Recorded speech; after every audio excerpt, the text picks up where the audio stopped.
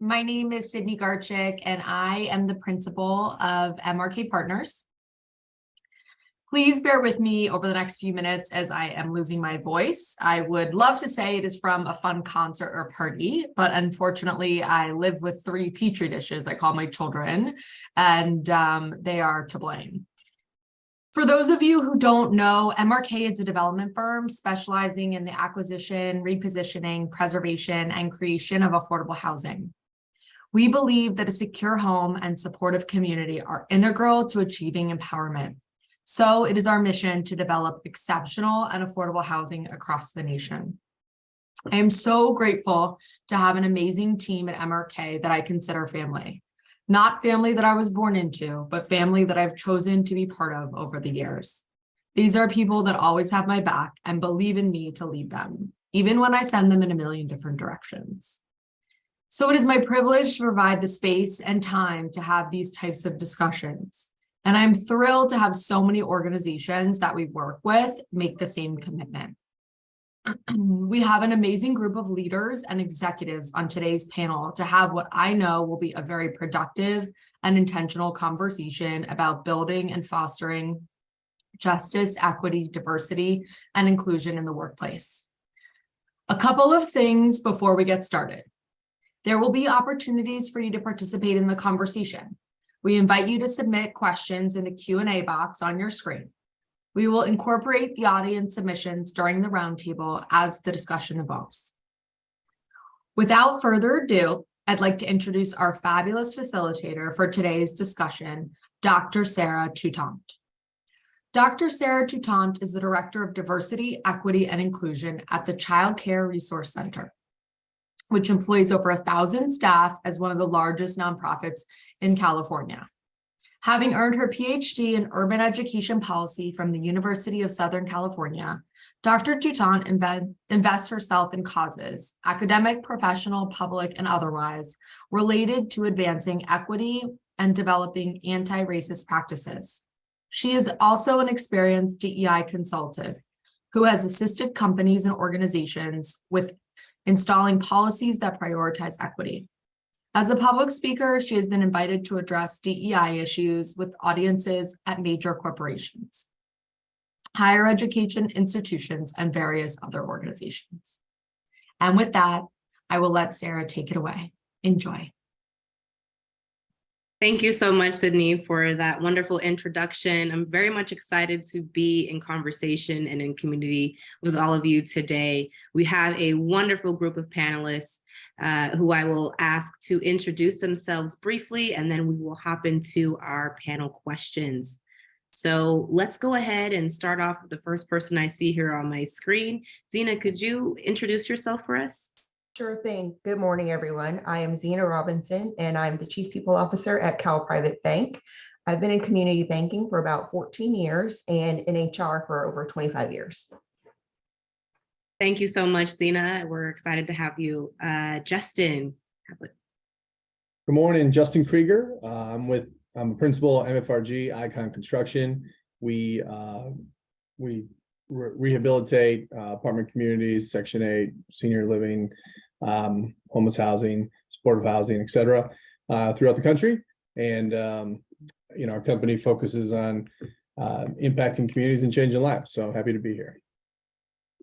Wonderful. Thank you, Justin. And Jane?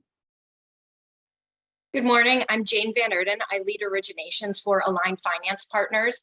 We are a private debt platform that provides senior and subordinate financing for affordable housing projects. So we really specialize in 4% tax credit executions, as well as 501c3 bond executions that allow nonprofits to acquire, create, or construct affordable housing. I'm based in San Francisco. Our portfolio, we operate nationwide. Our portfolios in 16 states, and I'm very excited to engage in this conversation today. Thank you, Jane. We're excited to have you. And Dwayne. Good morning, everyone. Dwayne George with Merchants Capital. I am the Executive Vice President of Production and Underwriting for the agency platforms. Merchants Capital is a multifamily financer that has 4 execution paths to secure affordable and market rate opportunities nationwide. We have 6 regional offices. We also have a national equity syndicated platform. So we like to believe that we can participate in every element of the capital stack to get projects financed. Pleasure to be with you, and look forward to engaging in a thoughtful conversation. Oh, I've been in the business going on 20 years now. I've seen a lot, been able to participate in a lot of great projects and really serve a lot of the underserved communities that we may talk about on this call in a very positive way, and look forward to continuing to do so. Great. Thank you so much, Dwayne. And lastly, Jeremy. My name is Jeremy, and I'm very, very excited to be on this panel. I'm from Miami, Florida. My company, Freedom Source, we focus on rehabilitating small to mid-sized units throughout the United States. And I'm also a dad, which is my biggest honor in life. So I'm very, very happy that to be on this panel. Thank you so much, Jeremy. And, we're going to go ahead and get started with our first question. But before we do that, I wanted to remind all of us that today is a conversation. It's a dialogue. So I invite you to bring your full self to the conversation, however best you feel comfortable doing so. In addition, there are a variety of different acronyms as it relates to diversity, equity, and inclusion. But today we're using J.E.D.I, which stands for Justice, Equity, Diversity, and Inclusion. But you might interchangeably hear me say DEI, but regardless, we're all here to create equitable and inclusive spaces. Sound good? Yes. All right. Absolutely. So let's go ahead and start off with our first question. I want to pose this first question to all of our panelists. What does diversity, equity, and inclusion mean to you? And to start us off, Jane, I invite you to share with us. Yeah, thank you, Sarah. Well, to me, DEI is really about expanding a breadth of perspectives at an organization, but it's also about more than just welcoming different people, but making sure everyone has the ability to advance and succeed. I shared this with the other panelists, but I think really relevant is my personal experience with my younger brother, who's shaped my perspective on what inclusion means. My younger brother has an intellectual disability, and because of this, I've participated my whole life in Special Olympics, Best Buddies. I currently volunteer at Gigi's house, and I've been exposed to a lot of people with intellectual and developmental disabilities. And now working with a lot of young adults with IEDD, I've realized that the job opportunities look dramatically different to this group of people than they do to the general population. And it's really frustrating to hear stories or see the actual statistics about employment in this group of people versus, my peer group. It's discouraging to hear about their sometimes inability to get jobs, or during COVID to retain jobs. It's frustrating to hear about Goodwill, for example, that has been lots of media about them providing sub-minimum wage jobs to employees, which is still a legal practice if someone has a disability. And this really sparked in me this question about who are workplaces designed to serve, who are they designed to advance, and who has access to opportunity. Right now, I'm thinking and talking about this kind of disability ability lens, which frankly, I think is a pretty terrible binary, but I'm hopeful, disability is one lens we can look at this from. I think today we're going to look at myriad lenses.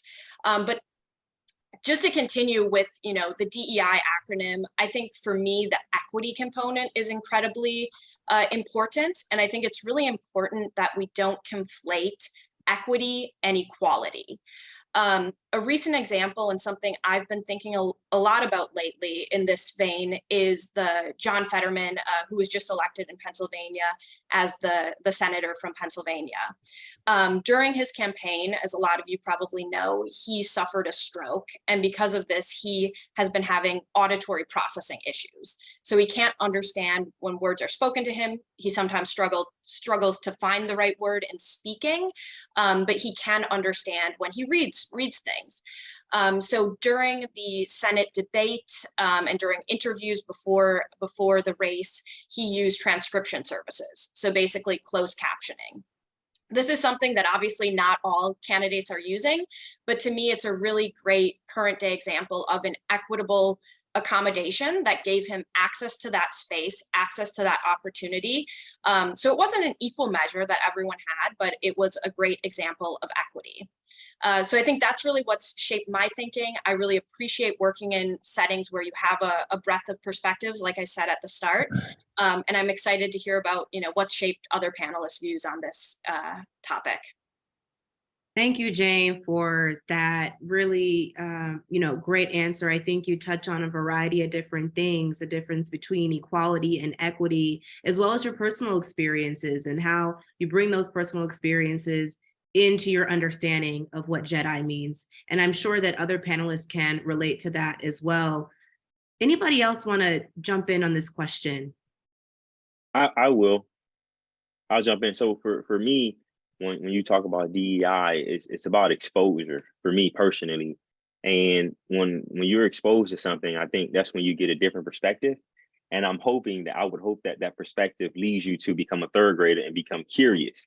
And when you become curious, that leads you down the road to learning different things about different people and understanding their perspective and understanding where they're coming from. Because as Jane said, her perspectives is completely different than mine. I don't have a sibling that like similar to her. So her perspective is from her sibling. Whereas my perspective is growing up in one community and then, as they say in society, going across the track and then seeing something different.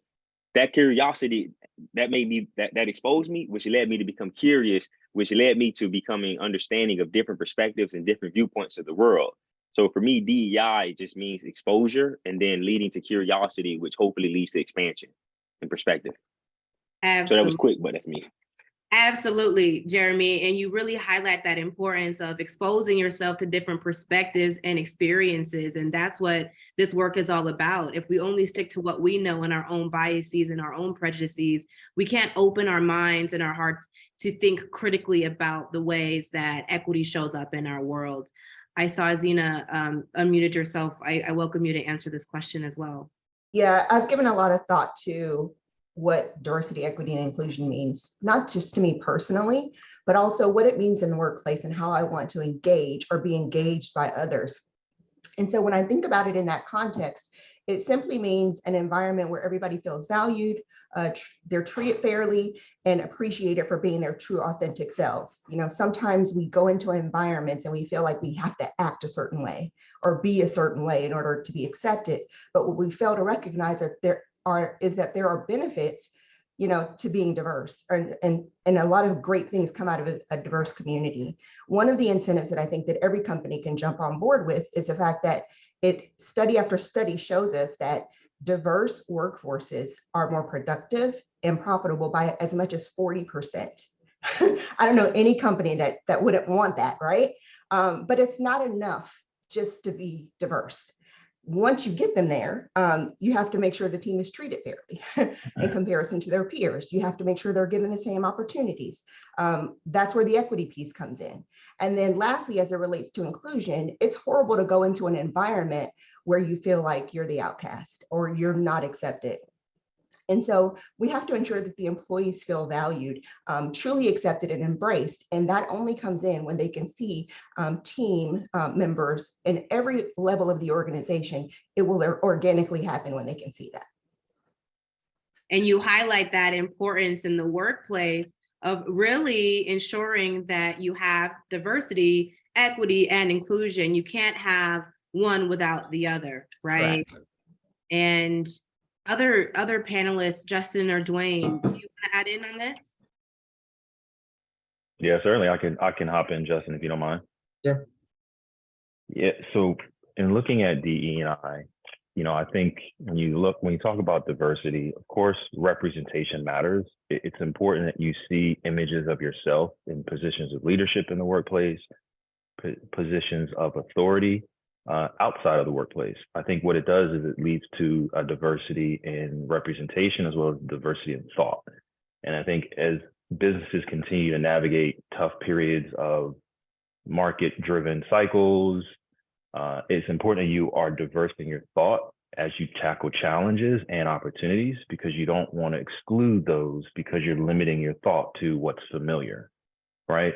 And on the equity side, I think it's important that in every circumstance, you look towards creating a place of meritocracy, right? People rewarded on merit, not just by right. I think you create a level of accountability, a level of engagement that those who work hard will see the fruits of their labor and will be able to have a seat at the discussion table about how to move an organization, an infinity group, or the culture forward, right?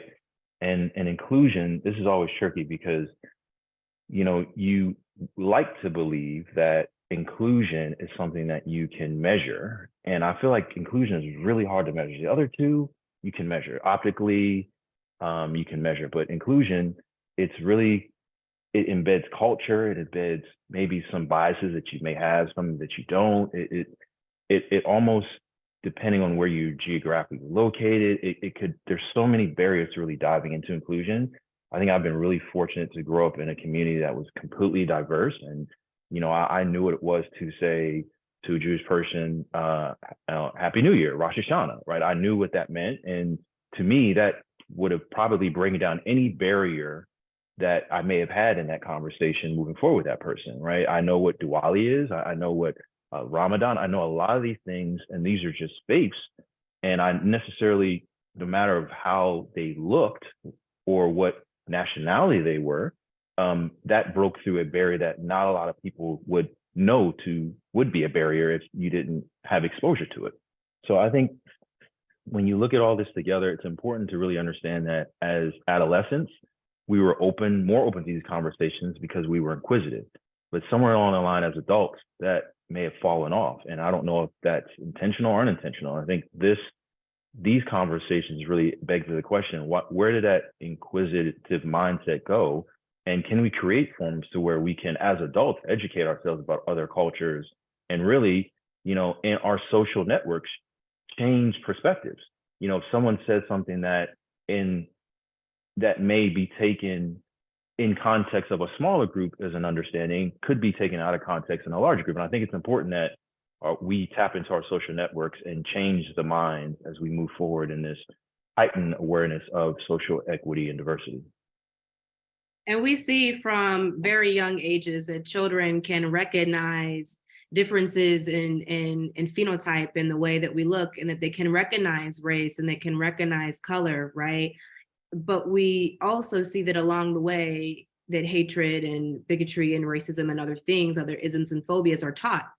And we see that they are embedded in our society. So I appreciated how you talked about your personal experiences and being around a diverse community and how that's impacted who you are today, both in the workplace and personally. Justin, close us out here on this first question. Well, I'm going to piggyback a little bit on Jeremy, what he said, and it really resonates with me is exposure. You know, I grew up in a small town in Wisconsin, and you know, I had no idea what the world looked like outside of Wisconsin in this town of 7,000 people, primarily farm town.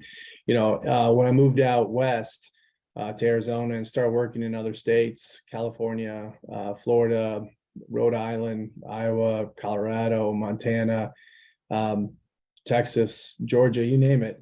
You really see different things and just learn. And so, you know, we're born with 2 ears and one mouth. So I'm a listener in general. And, you know, it's been interesting, certainly the last 2 years, but, you know, in the last 12 years of being in this industry, affordable housing, I've met a lot of incredible people along the way, and from every walk of life. And, you know,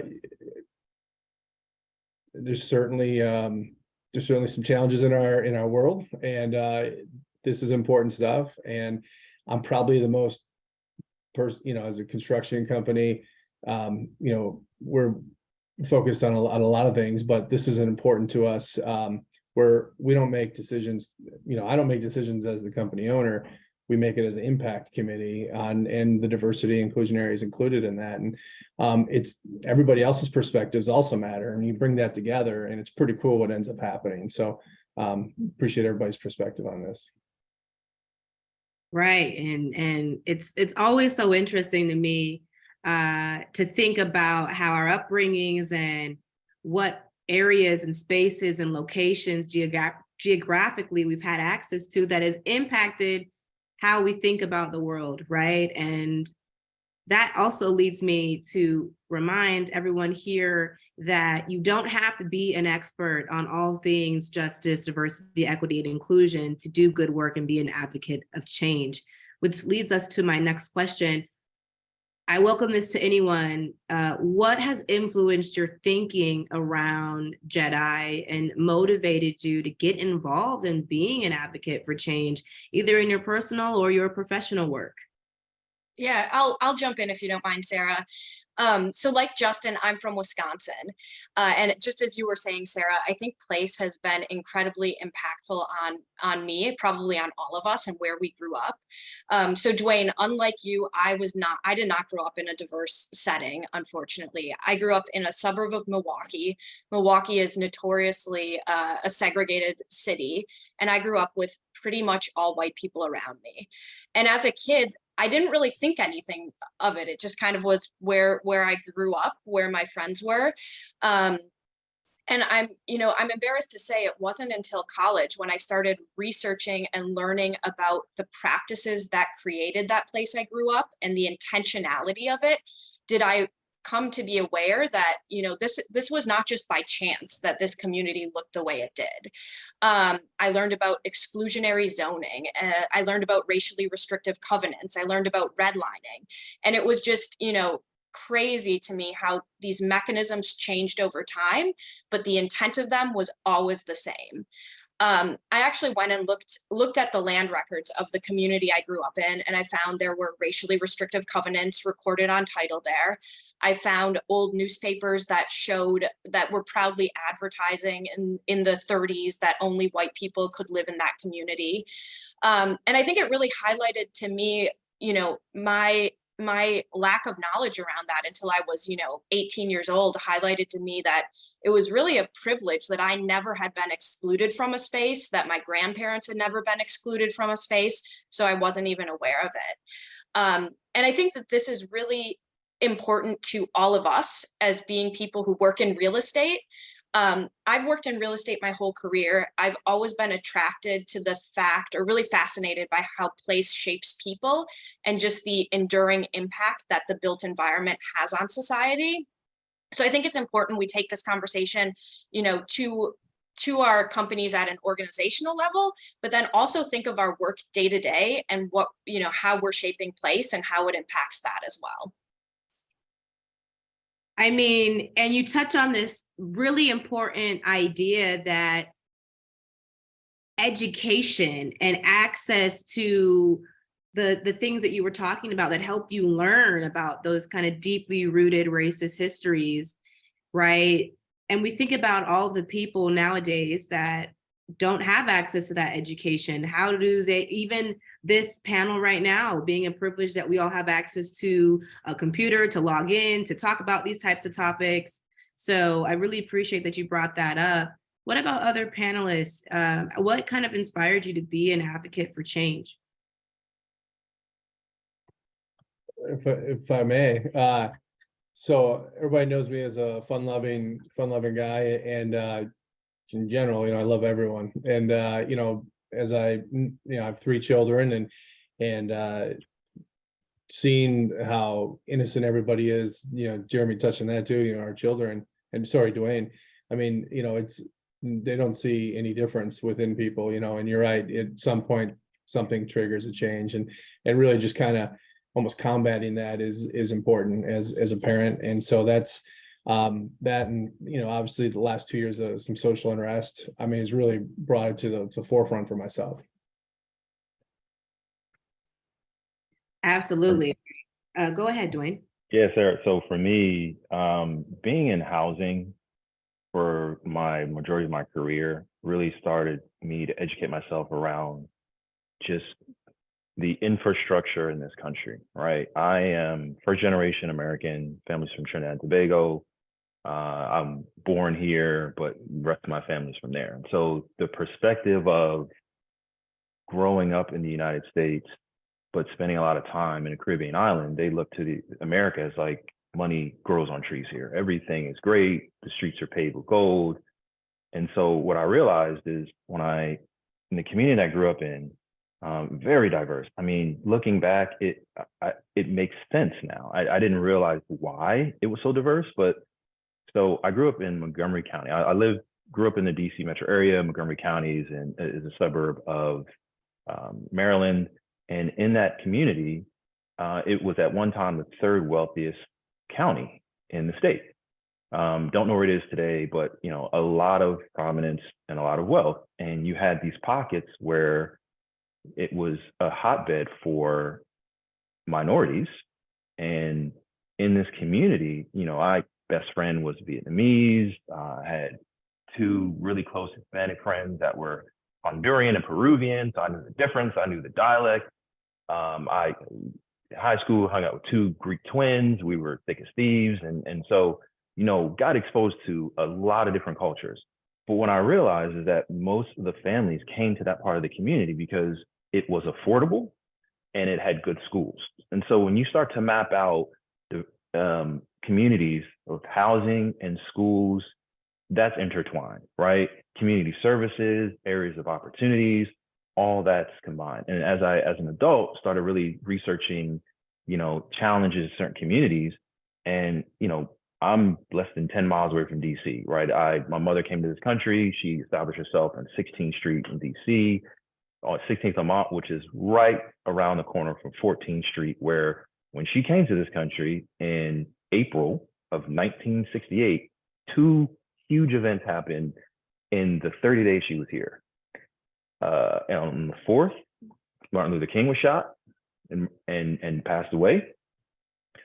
After, from the 4th to the 11th, there were significant riots in DC in communities of underserved and minorities.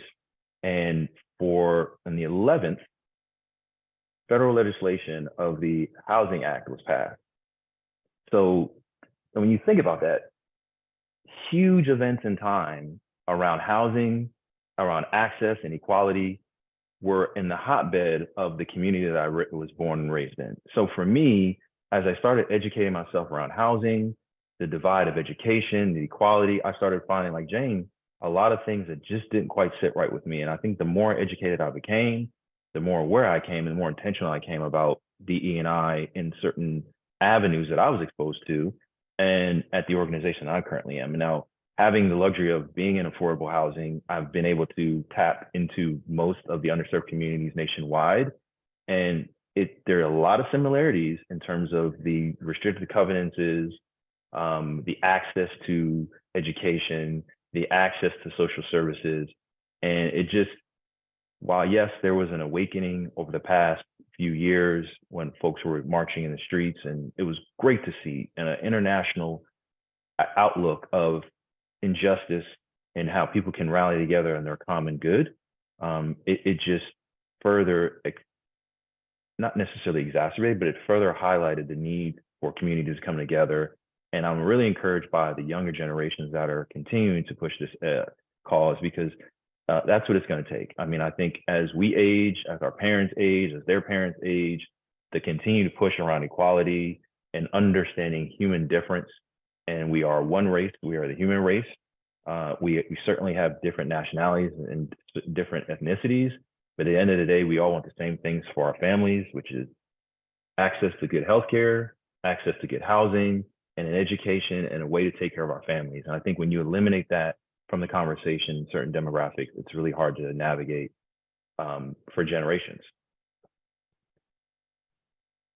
Absolutely. And I appreciate you kind of talking us through those experiences and the different, ethnicities and of people that you've experienced and how that's impacted you. And what we have done so far on this call is that we've done some grounding. We've done some, community building by all of you sharing a little bit more about your personal stories and how that has impacted you becoming advocates for change as it relates to justice and equity and diversity and inclusion.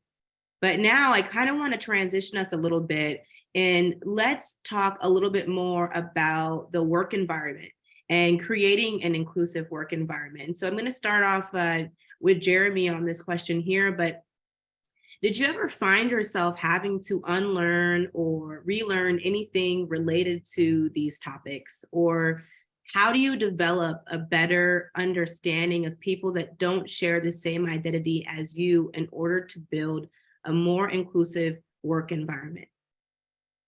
Well, first and foremost, everybody is answering these questions so amazing. Like, I'm just so tuned in and locked in. This is absolutely amazing.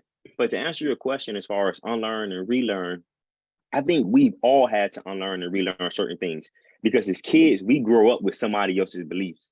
And if you don't ever challenge if you don't ever challenge your own belief system, then for me, I just feel like you're stuck, because you're stuck under somebody else's belief system. So for me, that came when I was in high school, and my mom would tell me certain things, and I would go to school and certain things would be a little bit differently. And I started to challenge my own belief systems, because it's like, you know what, my mom grew up one way, and her way was, it's old school. This is how things are. But then when I go to school and I talk to my friends, something is like, wait, this is not how the world is. The world is something completely different. So for me, at that point, I started to challenge her beliefs, and I had to unlearn certain things that she taught me and that I saw growing up, and I had to relearn, and I had to learn certain things. I had to create my own belief systems. And as far as how does someone go about learning and doing that, I think it all starts with want. Everything, achievement starts with want. You have to want to do it. So if you want to achieve something, you got to have the want. And then once you have that want, you got to put the work in. And that work to me looks like, let me go talk to somebody that's from a different environment, different community than I am, everything that's different, and let me learn. Some of the stuff that Dwayne was talking about with Jewish and all the other things he was naming, I'm like, I'm 31 years old. I've never heard of some of that stuff. So now my want is, I want to go learn about the Jewish community, because that's something that I don't know anything about. So that's where it starts. So you have to want to learn a different perspective and something different. Absolutely. You have to want to take the initiative and realize that your own perspective and your own one way of living is not how the rest of the world lives, and that there are more perspectives out there. Definitely. Other panelists want to chime in here. Yeah, I think, I'll go Sorry, ahead, Zina. Jane. Go ahead, Zina. Thank you. So I didn't necessarily have to unlearn or relearn something. I actually had to just learn during the pandemic, the height of the pandemic, right? Everything changed, right? And so in our workspace, we didn't really have a problem with diversity. 69% of our employee population is minorities.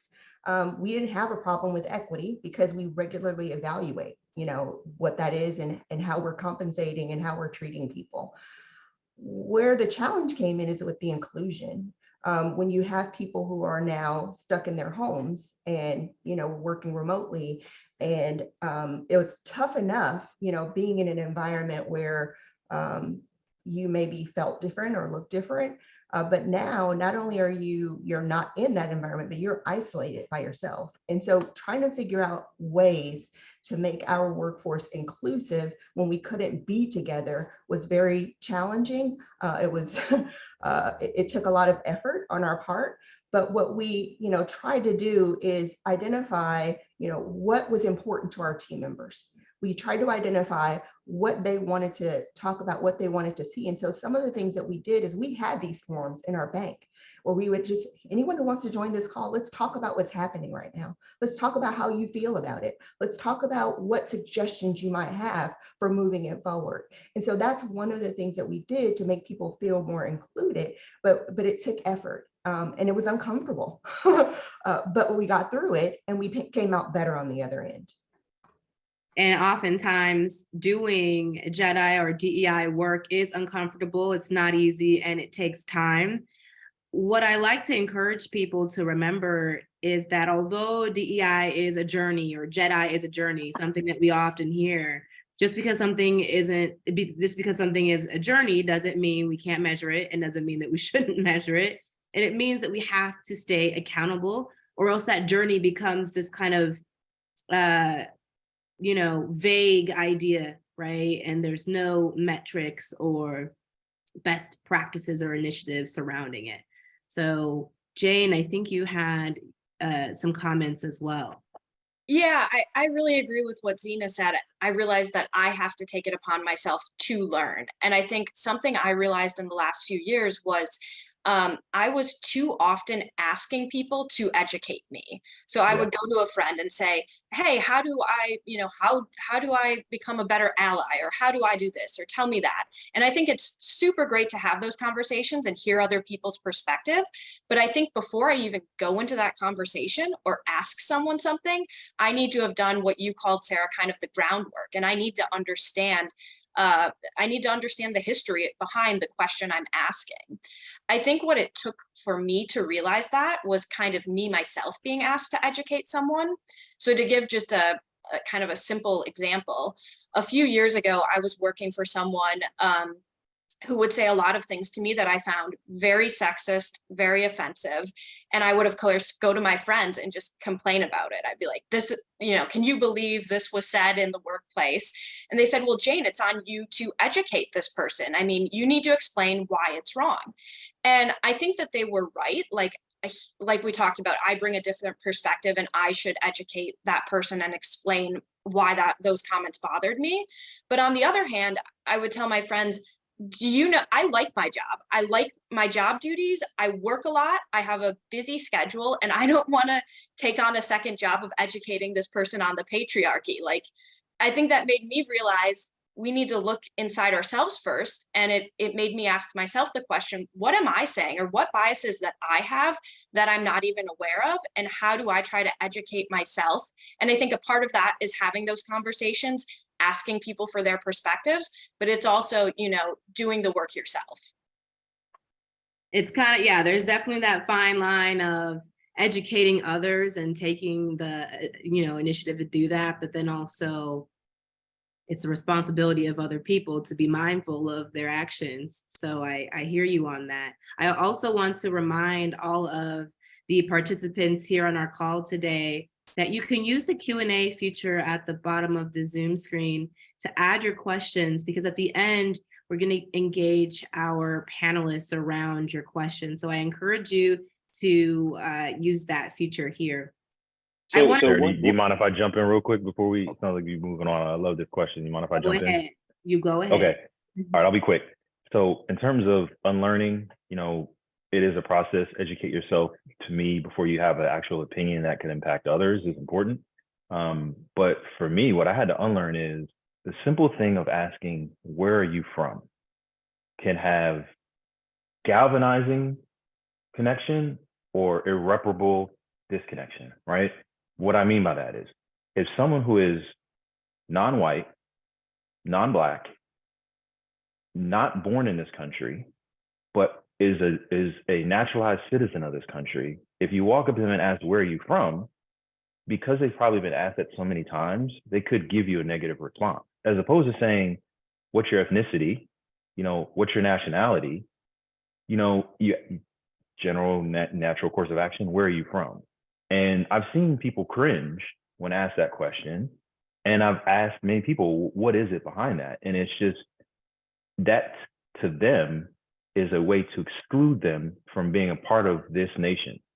Like, they love being American, but because of the way they look, they're perceived to be non-American, and they have to navigate that throughout life.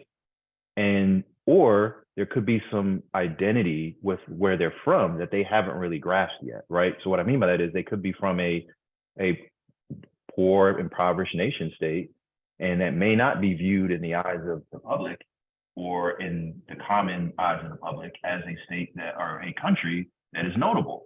And so in that one question, they're unpacking how their country is viewed, how they are perceived in the country they reside in, and how to answer that question in a way that won't spark any other uncomfortable questions. So for me, I understood just the power of words and how it's important to really approach anyone in a way that, have some understanding that maybe the question may be simple to you, but not to them. And I think for me, what I've learned is that we're all people at the end of the day. I think you can't come into every interaction with anybody and have the presumption that it's going to be a negative interaction. And I think for a lot of reasons, whether it's media, exposure, all of it, people can have preconceived notions that could be changed just like that, for the positive and the negative. And I don't think demographics are really, let me back up. I think the other thing that's important too is when you hear minority, you think color.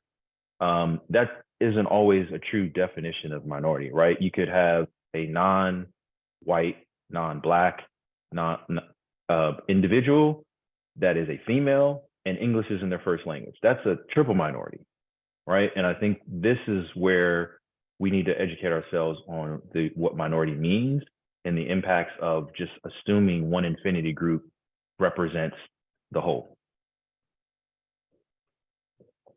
Absolutely. And on that topic of minorities, something that I've been trying to adopt and something I'd like to share with you all is, as opposed to saying minority, I've been saying minoritized.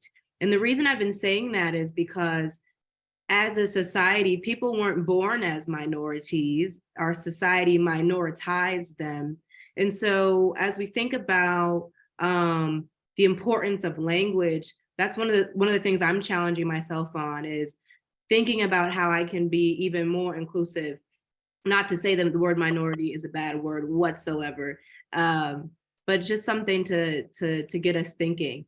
Before we transition to the next question, any other panelists want to chime in here, or? Okay, the next question I have for you all is, I want you to kind of think about your work experiences, and perhaps you have some successful initiatives or best practices that you've worked on that our participants might benefit from hearing. So what successful initiatives or best practices has your organization identified concerning diversity and inclusion issues? I'll go. So one of the things that we've done at Cal Private Bank is we have implemented a Who Am I section during our all staff meetings. And what that is during the monthly staff meetings, we have a team member, one of our team members, who will share their backgrounds, sharing important facts about their culture, their upbringing, and their family traditions. And so when we post those presentations, so people can go back and review them if they weren't able to sit in on the meeting. This segment has been super helpful and effective with bringing our team together. It helps us to learn about our coworkers personally, creating proximity. And while there are cultural differences, we are learning that there are so many similarities between them. And a perfect example of this is we were talking about what we called our multicultural potluck. And we had all these wonderful meat-filled pastries. And so from Mexico, they were empanadas. The ones from Jamaica were called patties. And from Bolivia, they were called salteñas. And so they're all great pastries. I enjoyed them all. Slightly different with the spices, but at the same time, very, very similar and equally delicious. And so, we are highlighting how we are more alike than we think, but also appreciating the differences at the same time. Other initiatives that we have implemented is regularly reviewing our demographics. It's difficult to say where you're going if you don't know where you are. And so we are actively managing our hiring practices, our promotional opportunities, and our termination practices to ensure that there aren't there isn't anything in there that can be perceived as discriminatory. And so again, we just want to know where we are in order to know where we need to be. I haven't eaten yet this morning, and now I'm really hungry with that example you provided. But I love that. Those are great examples of some of the things you might be doing at your workplace. Other panelists, what best practices or initiatives are you all doing? So we've also done the diversity, well, we call it a potluck because that's what we say in Wisconsin, but everybody makes a dish that they're, is special to them, and it's mom's recipe or grandma's recipe, something cool. That's been really successful.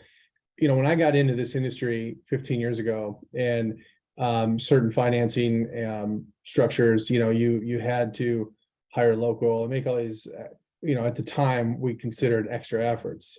That's not required across the board on every project, but it is a company standard now to always have our best foot forward, even if it's not a requirement. And that includes it does include some massive outreach and networking, reaching out to smaller nonprofit organizations, churches, you name it. Last 2 years have been a little harder because aliens abducted the workforce, but prior to that, it was really a big thing for us, and it continues to be. So I want to share that. These are great responses. Loving the conversation so far. Let's keep it going. Any other panelists wanting to answer this question before we transition? How are we on time? Because I think we're all talkers in our own right. So I think you know what? Let's go to the next question. all right. But what would you say is the most difficult part of implementing J.E.D.I or DEI on a systemic level in your organization or in your line of work? Ooh, that's a good one. I'll try to jump in on this one. I just think it starts with education, right? Understanding that the intent behind a committee, the intent behind a conversation is a positive one. And if you're looking to measure efforts on the DE&I front, while we all want to measure success, sometimes measuring success in this area is done through conversation, through adjusting expectation, through time. And I think often organizations, large and small, will come into this with greatest of intentions, and it is at times can be overwhelming because it requires some structure, it requires some tough conversations amongst the people that are going to be leading the conversation and those who are participating in the conversation. I think we've been somewhat successful at Merchants Capital in the efforts to really stand up a platform around education, community outreach, recruiting, marketing, and events, because I think that is how you frame the conversation, and you could start to put guardrails around how do we start to chip away at what is a task that can be at times daunting. So while it's educating yourself, educating others, creating forums, and it may be even creating a forum where you can challenge one another in a safe way, whether it's using non-threatening words to say, I challenge that thought, or, can we unpack that, or something that creates a conversation that continues to be fluid and not allow us to retreat into tough conversations when companies are being asked to push the conversation forward in a global way. And those conversations have to start at the top and trickle down from the bottom, and there needs to be buy-in from senior leadership for these, things to be on a systemic level. Any other panelists have a response here?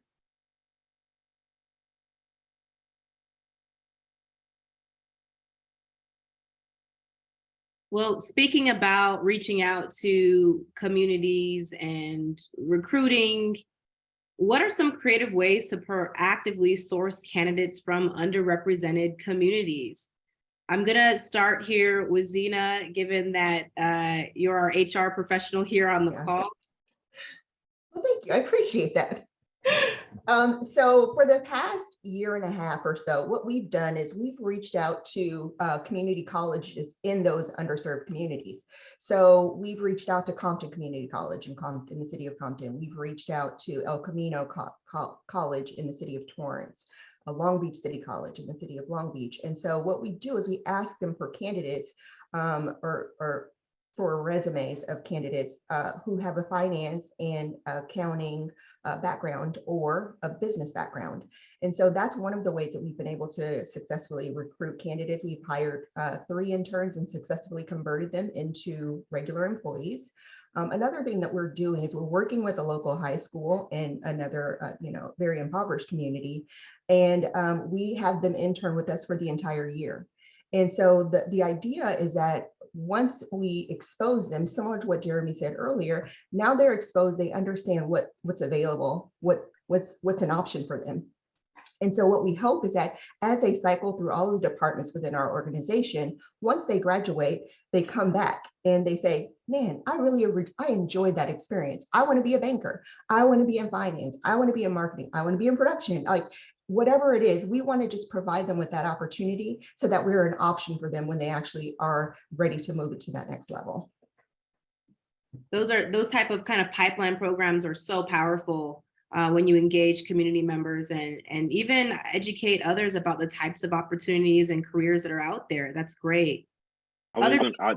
If I could just piggyback on what Zina said, I think that's an awesome initiative that you guys do by going into those underserved communities, because I always saw myself being an entrepreneur, but I didn't see myself being an entrepreneur since as early as I was. And the only reason why I didn't see that was because all I saw growing up was football, athlete, or rapper. That was it. But when I transferred to a different school, I got exposed to something different. So I think I just want to just highlight and just say how awesome that is, because I know that's something that really impacted me on a personal level, as far as just seeing something different and just knowing that I could be a banker. I could go into finance. So kudos to you guys. That's awesome. I agree. Kudos to you all. Jane, did you have something to say here as well? Yeah, one thing that I think a lot about is just that when we are hiring people to look at the right metrics. And I just think about a time when there was a candidate who had a relatively lower GPA than other candidates, and a lot of people on the hiring committee just kind of disqualified them for that reason. When you have a conversation with them and you learn that they paid their way through college, working 40 hours a week, taking a full course load, it just made me realize, like, are the metrics we're looking at the right metrics, or are we getting it wrong? So that's one thing I'm mindful of. And then another thing that I am mindful of is someone showed me this website called Gender Decoder. And it was built around academic research that says certain words in job advertisements make that advertisement more or less attractive to men versus women. So just personally, whenever we put out a job ad, I always put it through that decoder and just say, like, is this how do people view this ad? That's a new one. I haven't heard about that one. I'm gonna steal that one. I like that. Go ahead. I'll jump in on this, Sarah. So having been an employee, at smaller organizations where it was just a handful of us, larger organizations where it was employees within the thousands, I think it all starts with leadership, right? Are they intent in trying to hire diverse thought and promote that, right? Because you could have a great social network of really talented people, you can bring them in, and then when they don't see representation in position of leadership, they say, well, you know what? Wow, it sounds like a great opportunity. I feel like you're selling me on something that, you may get there, but maybe not during my tenure. And sometimes people aren't willing to, I wouldn't say sacrifice themselves, if that's the right way to look at it, but go into a situation not seeing that someone has already charted a path for their success. And I think again, back to education, I just really think that we naturally look at our social networks when they're great opportunities, and it starts with that, your social network. And what I mean by that is, some of the colleagues that you may have worked with in the past, some of the folks you may have gone to school with, some people in your community, people that you really look up to or aspire to be. That's the first start. And then the other start is having an HR who is willing to expand the educational networks, right? If I know some organizations have a habit of drawing from specific schools of leadership alumni, right? And while that's great, you may be excluding a whole subset of other individuals that could do really well in those roles, just unintentionally, right? Because of course you want to support your alma mater, you think highly of them. So expanding that network of educators who can really impact your organization and create that diverse thought. And then the last thing, I think we got to be conscious of the communities that we serve, right? If we're really engaged in these communities, there's dynamic people at every aspect, at every walk of life within these communities. And if we're impactful and reaching the community, you're going to come across some really dynamic people. And I think when you do, it's connecting with them and connecting your organization with them. I think there are a lot of merchants, there are a lot of people who support nonprofit organizations, community organized platforms. And if we can sponsor it, we certainly want to sponsor it, but it goes a little further with just money, right? If we can show up to a field day event or a potluck on site and really get to learn and understand that community better, I'm sure there's some talented people that are going to come of that we can support and mentor and manage. And as we nudge them down certain career paths, and as Jeremy mentioned, just give them access to other thoughts independent of what is just immediately in their, half a mile radius. And I hear from all of you, I hear that really important pillar of J.E.D.I work is community engagement and constantly using the resources that you have to engage those who would most benefit from it. Because of time, I'm going to wrap us up with about 3 more questions, and then we'll close out with the Q&A. We do have a couple questions. Again, I want to remind all of the participants that if you have a question, use the Q&A feature, and we will look at those questions in about 20 minutes or so, 15 minutes, I should say. So let's go ahead and close out with our last 3 questions. We've talked a lot about how to learn about J.E.D.I issues, how to educate yourself, community engagement, as well as what inclusivity looks like in the workplace. Now, what are some specific ways that you have advocated for change and successes? But also, what are the challenges you face? And let's kind of focus on that challenge part. What are some of the challenges you face in doing this work?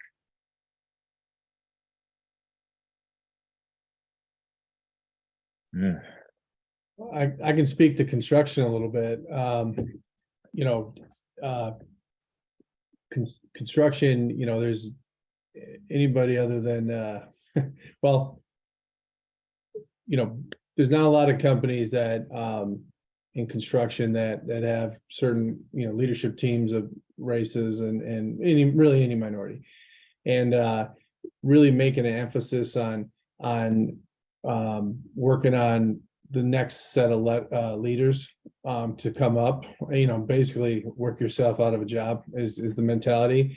And we have people from every age group at our company, and everybody's got a different perspective, and it varies. I won't call it widely, but it certainly varies.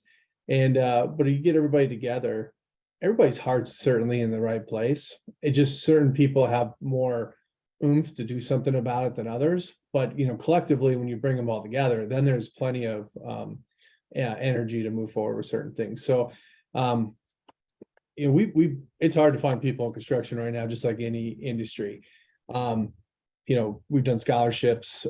We've right before the pandemic, we were in talks with a community college in Santa Monica about doing a co-op where children would get out in the afternoon, come learn some stuff on the job site, go back, and and we were seeing that as a very mutually beneficial thing as well, where we can have a pipeline of people maybe get interested in construction. Not everybody has to be a coder or if somebody works at in technology. There's good careers in construction, and I think that's overshadowed a lot right now. Trade school versus college. There's certainly a place for all of that, and getting the word out is. And Jeremy, you're probably seeing this and hearing this too. It's not easy to find people that want to pour concrete these days, for example. So really, anybody that has heart and wants to be open to things that they don't read about and see on TV every day, because there's not a lot of commercials about becoming a plumber, for example, but there's great careers to be had. And that's been our biggest struggle. So what I'm hearing is one of the biggest challenges you all have is that kind of, social pressure or stereotypes around the work that you do. Absolutely. Other challenges that you've all faced. Let's see, maybe one more panelist. I'll jump in, but it's really to piggyback on what Jane said earlier about, I think it was a colleague that, may have made some sexist references or I can't remember the specifics of it, but I think that's about right. Okay, cool. Yeah, in that instance, she was tasked with seeking out how to address it with someone that she trusted. And the communication to her was, maybe you educate. That's tough, right? Because if you're in the work setting and you're having to deal with unrealistic expectations, you're having to deal with sexism, you're having to deal with tough conversations, you may not always have advocates at various levels you could talk to, but I really hope that this conversation that we're having encourages folks who may be experiencing some things in their professions to speak up to those that are in leadership positions, because by and large, it's unacceptable, period. And if you are feeling challenged and you don't know how to address it, I think there are forums now, more so probably ever than before, to address these issues. So I'm just speaking for those who feel like challenging the status quo may be really tough to do. And so, sir, I don't know if you have any resources to help people really dive into that, because, people, their jobs are at risk and their professional careers, their livelihoods. And sometimes you just don't want to fight that fight. Yeah, and just if I can jump in, Dwayne, I think that's exactly how I felt at the time too, like vulnerable, right? But I think if there was something more systematic at the organization and it was coming from the top down, as Sarah said, that would have been a huge help to me. So it was an organization-wide education program on what language is and isn't acceptable and why that's the case. So as opposed to tasking people who are, analysts in analyst roles, it should be something that's systematic. Absolutely. Something that we're working on right now is creating an inclusive dictionary or an inclusive list where all of our employees know what language we are adopting as an agency, what are the things we're saying and what are the things that we're not saying. Oftentimes, people even get confused by, well, is it Black or African American? It's both are fine, right? But oftentimes people don't know the proper language or inclusive terminology. So we're creating resources, but I do agree for sure that things do need to start with senior leadership investing, but oftentimes senior leadership doesn't invest in DEI work until the organization pushes them to do so, right? So it is a difficult challenge for sure, and I think all of us can kind of relate to that. As we close out here, I have two last questions. What are the long-term consequences if we ignore J.E.D.I or DEI? I welcome this to anyone who'd like to jump in.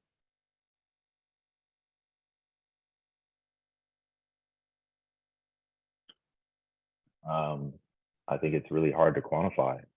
I think socially, we're navigating really tough periods in history right now, and the fact that we have some brave folks willing to step up and with cause and community and speak out against what they feel isn't right is important. And if those voices aren't loud and clear, I feel like we're just setting ourselves up for more generational divide, or more disconnect, less of a community, and just less of a United States. That's just what it is. I mean, one of the things I learned about very early in researching this country's history is that it was deemed a country of immigrants. And, one or two, maybe three generations removed from a totally different country. And those pioneers that traveled to this country came with very little other than hope. And we are a direct representation of that hope. And while times may be better in certain aspects, if we don't continue the conversation, what are we doing for our kids and their kids? I completely agree. Any other panelists want to chime in here? I think I saw Justin. I was just going to agree. Well put, Dwayne. Okay, great. No, very well put. Like you said, this, instead of being the United States, maybe we turn to the divisive states, or the whatever that word is. I heard a statistic And for me, I heard a statistic from a buddy of mine, and we were talking about this, and he said the Bureau of Labor Statistics states that unemployment right now, for every 3 job openings, there's 1 unemployed person. So if you really think about that, at some point, organizations, I would believe, should want to do more for DEI, because they're going to have to. Baby boomers are retiring now. The workforce is shrinking more and more. So if they don't do something, then at some point, most companies won't have companies because they won't have any people to work in those companies. So again, for every 3 job openings right now, there's only 1 person that's unemployed. And I think what you're talking about too is this generational gaps. We're seeing Gen Z and millennials, they are entering the workforce. They are also demanding a good treatment. They're demanding new things that older generations didn't, right? And I think that DEI is one of the largest, most common things that Gen Z and millennial workers are coming in asking in their interviews. What does your company do around DEI? Right? It's becoming an interview process where it's not somebody getting interviewed, they're interviewing the interviewers too, right? So I appreciate you bringing that up. I want to close us out on this last question here. I hope that each of you can provide us with an answer or a piece of advice. What advice do you have for those who want to be J.E.D.I or DEI champions, but aren't sure how to start? I think it's number one. I think it's number one, being self-aware. For me, like I never heard of this. I've never worked a corporate job. I've never heard of this until 2 months ago, until this email came out. Hey guys, do you want to be a part of a panelist? At that point, I realized, being self-aware, I know nothing about this topic. Let me come and let me learn about it. That's why I couldn't offer as much insight as the other panelists, but I knew just for me that, okay, this is something that I know is a huge topic in our society, and it's something that we all, when I say all, I mean everybody in the world, need to be very conscientious of and understand the importance of it. So I think the first and foremost is becoming self-aware of yourself and looking yourself in the mirror and say, okay, what don't I know, and what do I think I know? Not what do I know, but what do I think I know? And then go out and seek those answers. And how do you get those answers? I can't really say that, but one of the ways that I got some answers was just being here today. Like I usually have like ADHD, and it's hard for me to focus. This is like one of the first times in my life where I can just really lock in and really listen, because how well articulated all the panelists, how all the panelists were so articulate and how they were expressing their views, and I'm just learning so much. So I think it starts with just being self-aware in yourself and just saying, okay, where am I falling short right now, and how do I pick up the slack? Well said, man.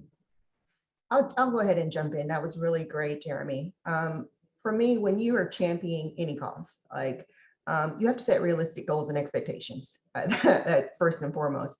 It's all about incremental change, especially if you don't have the budget to implement these expensive initiatives.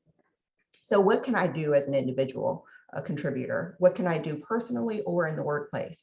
Well, you can start it with something simple. Why not get to know your coworkers? Ones that don't look like you, ones that are not like you, ones who have different backgrounds, not just over the water cooler, not just 5 minutes at the coffee pot, but like have meaningful conversations with people about where, what their experiences have been, what their backgrounds are. As a manager, you have a greater span of control. And so while it's important for you to get to know employees or your team members as well, you can hire diverse candidates. You can make sure that when you are hiring, that you're not hiring people because they're like you. Again, statistics tell us that we hire people that are like us. And it's not necessarily because of race, but you were in this frat or fraternity, sorry. I'm in this fraternity. You are a Christian, I'm a Christian. You play baseball, I play baseball. And so you're from this community, I'm from this community. And so what happens is you end up hiring people that are just like you. And so you don't have that diverse range of experience. You don't have the diversity in, people's perspectives and how they might challenge your thought processes a little bit. So you can start with that if you're a manager. Another thing that you can do is embrace equality. Make sure that everybody has equal access to the same opportunities. So if there are, a good example of this is if you're planning an event for your team and you have a team member who is disabled, I don't think you would want to schedule like a marathon. You have to keep that person in mind when you're planning or doing anything for your team. So it's just a matter of really considering your team members and making sure that everyone has equal opportunity. And so these ideas don't really cost you anything, but they produce a tremendous return. So that's where we can start. Yeah, I completely agree with Jeremy. What you were saying, I work for a small company. We don't have a head of DEI. We don't have, a systematic approach. So I think for me, being here and being educated and having this conversation and awareness is step number one. I am a big fan of informational interviews. So anytime I'm approached by a college student who somehow is introduced to me, I always say yes to that. On the other hand, I try to, expand my network. And like you were saying, Zina, it's so easy to fall into a trap where you talk to people in your alumni association or people in your small community. And like I was saying about where I grew up and how there was this intentionality of how that place was shaped, I think we have to have intentionality in trying to expand and grow out of that. So yeah, I really appreciate this opportunity. And like you said, Jeremy, I've learned so much from everyone. Yeah, I'll jump in here. I think the best way to start is to not be hard on yourself. What I mean by that is there's so much to unpack around these topics. This can be frightening to anybody. And the fact that you're willing to listen to this panel, the fact that you may have one or two follow-up conversations about this with loved ones or coworkers, that in itself is getting started. Is continuing the conversation around the topics, educating yourself, and not being too hard on yourself, because this is a societal challenge. This isn't just a workplace challenge, it's a societal challenge. And we are representatives of our society. And the more we do to push the conversation as comfortably or sometimes uncomfortably as you can, that's it in itself. I'm encouraged now that organizations are taking the steps to really put some capital behind it and formalize it. And if your organization is one of those, I think there's certainly forums now to reach out and say, I want to be a part of it. Whether it's even just educating folks within your organization of whatever faith denomination you are. And if the company is not addressing your faith in a way that you feel like is important, then they should, period. That's it. And I think just knowing that is empowering. For me, uncomfortable work generally equals progress. And so I think this is uncomfortable work, but I think if you do the work and it becomes more comfortable, which equals progress. And we're about 10 years behind in the contractors world, but I'm trying to catch up here, and you guys are awesome on this panel. Appreciate y'all. Yeah, this has been great. I hear all of the pieces of advice. I think they are so great, and I am thoroughly impressed and feel, so great to experience your authentic answers. And I'm sure all of the participants here today did as well. You have given us so many great pieces of advice on recruitment and community engagement, as well as how to engage yourself in topics around diversity, equity, and inclusion. And I agree. I think the best place to start when it comes to DEI, start with yourself, start with self-awareness, and then you can go from there, right? I know we have a couple questions here. If you have any questions for our panelists, now is the time to use the Q&A feature to ask those questions. Our first question, we've talked about it a little bit already, but I want to make sure we have it answered. how do we educate people without it feeling like it's our job or responsibility to do so? Like Jane said, it's not our job to educate the sexist guy at the office, but he also needs to know that his words and actions are negatively impacting her and likely others. Any suggestions? I saw this question, I've been dying to get to it. So one of the things that I've been thinking about is the great philosopher Michael Jackson said, you be the change you want to see in the world. So I'm rephrasing the question because I want to understand, how does somebody that's ignorant and this guy probably doesn't know what he's doing is wrong. And I'm not taking his side or anything, but I think about certain things that I've done in my life where I've approached somebody and said something wrong and I didn't even know it was wrong. I was just ignorant. So how can we say that it's not our responsibility to be the change that we want to see in the world? So that's how I would. It's not. I know I didn't really answer the question, but I've been thinking about that since you said that, Jane. And that's not to challenge you or anything, but I just like, how does one know? Because you sometimes you walk around and you don't know whether to say Black or African American or any other word. You just don't know. So yeah, and I think we're all guilty of what you said, where we've all said something and our intention has not been negative, but maybe it was taken negatively, or we've said something that was not appropriate and we just didn't even know. I think for me, one thing, maybe when I was younger, I would sometimes be a little heated and bring that kind of fire to the situation. I think, Dwayne, you said something that resonated with me, which is now I don't try to put people on the defensive, but I just say, what do you mean by that? Can we talk about that a little bit more? And I think that's a really good way to approach it, as opposed to just saying, you're wrong, here's why. It's let's engage and have a thoughtful conversation. I completely agree. If it wasn't said, I was going to say a strategy to use is always to ask people, what did you mean by that? Or why did you say that? Because I think it really allows people to think critically through, well, why did I say that? I'm not sure. And there, you don't have to then give them a whole essay as to why what they said was incorrect. They kind of learn on their own. Yeah, Exactly. and I agree with that, because like Jeremy said, most times people don't realize that they've even said something offensive. And so when you ask them, they will self-correct most times. Now, some people obviously do, they know exactly what they're doing and their intention is to be offensive. But most times what I find is that they don't. And so when you ask them questions like that, then they self-correct and you don't have that problem anymore. And I agree with Jeremy too, that on some level, it is our responsibility to educate, because if I'm the only person that they've ever experienced, and this is me growing up, I lived in a primarily white community. In my high school, there were 2,600 kids, there were less than 100 Blacks. And so most of my friends didn't look like me. And most of them had never had experiences where they became friends with someone who was of a different race.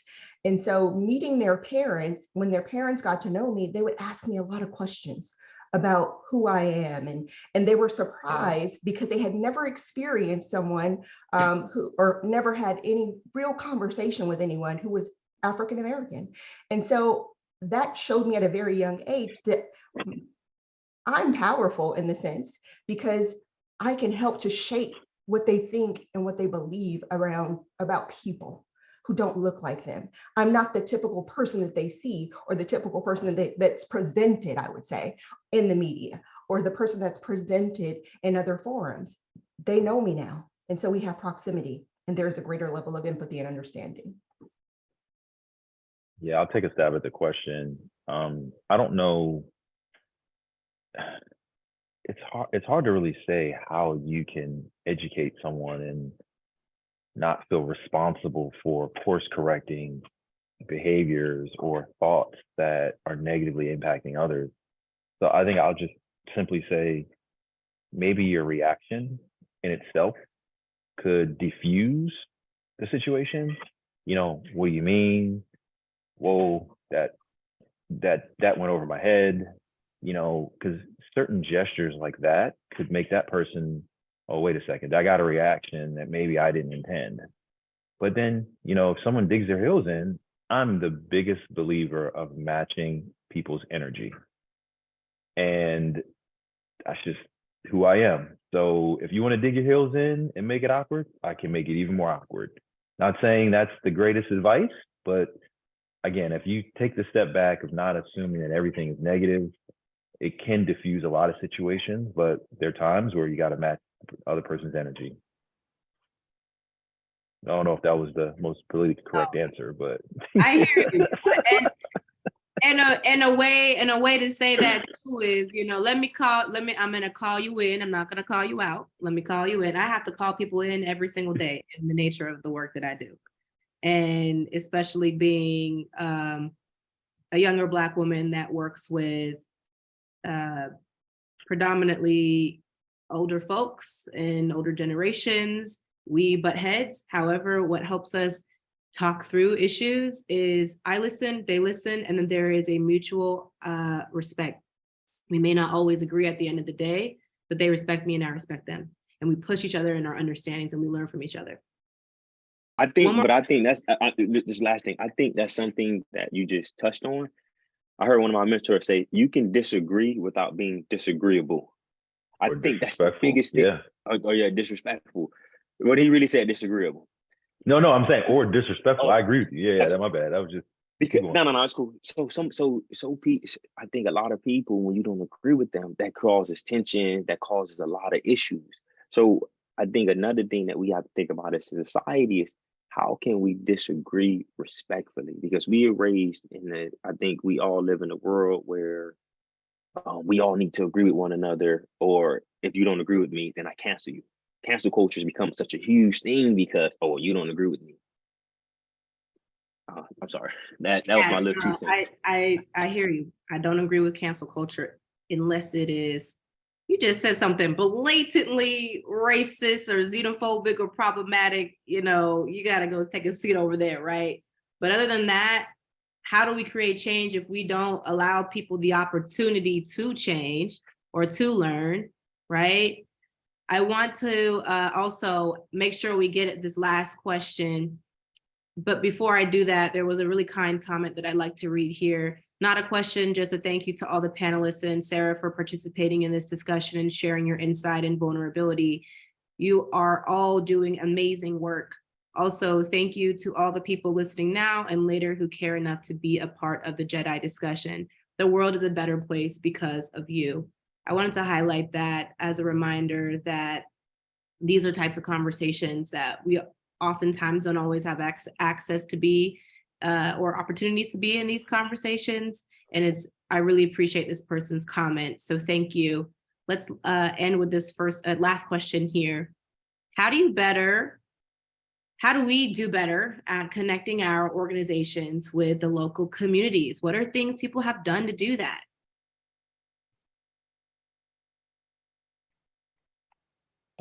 So from my perspective, we work in different states, different communities, and we have an impact committee within our company. We meet once a month.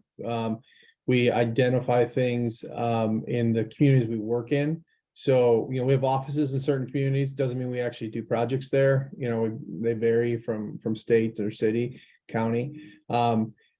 A lot of times it's just getting to know, we always, when we're doing a construction project, we're going to be there for 12 months, call it. Well, first thing we're going to do is going to have a barbecue, get some bounce houses out there and meet the local community on the project, right? And then you just get to learn and listen and create relationships, which naturally leads to being more ingrained in the local community. That generally leads to some sort of donation or a grant or something like that. So that's our initiative.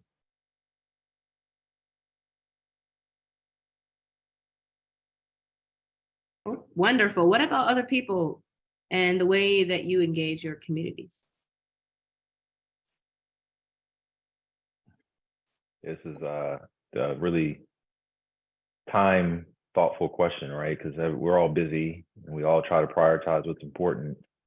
And sometimes you make time for things that you don't have time for by sacrificing things that you need to have time for, right? I think the best way to really look at this is if your organization is in a community that is either struggling with resources or struggling with donorship, especially around the holidays. I feel like around the holidays is a good time to really assess what the community's needs are. As a team, we try to go to, whether it's a nonprofit organization around the holidays to say, what do you need? There are a lot of schools that need donations. I think you could start at the local school, community center. There's a lot of things you can do. Local fire station. I know that a lot of fire stations have events annually.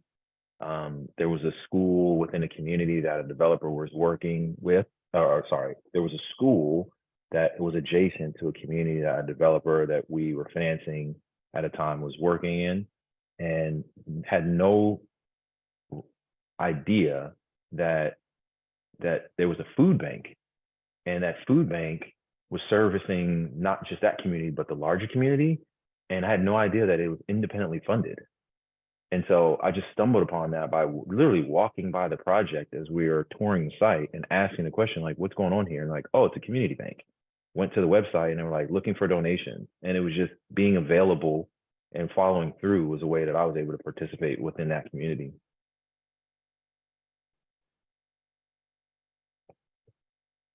Any other last thoughts here? Well, with that, our panel has completed. I want to thank all of the wonderful panelists who took the time to participate and walk us through how you commit yourselves, and both personally as well as in the workplace, to J.E.D.I and DE&I. I have really enjoyed our conversation and encourage us to keep the conversation and the dialogue going. Thank you, MRK, for having me as well as the other panelists. And I hope that we can continue to have panels and dialogues like this. So thank you, everybody, and have a safe weekend. Take care, everyone. Thank you. Thank you. Thank you.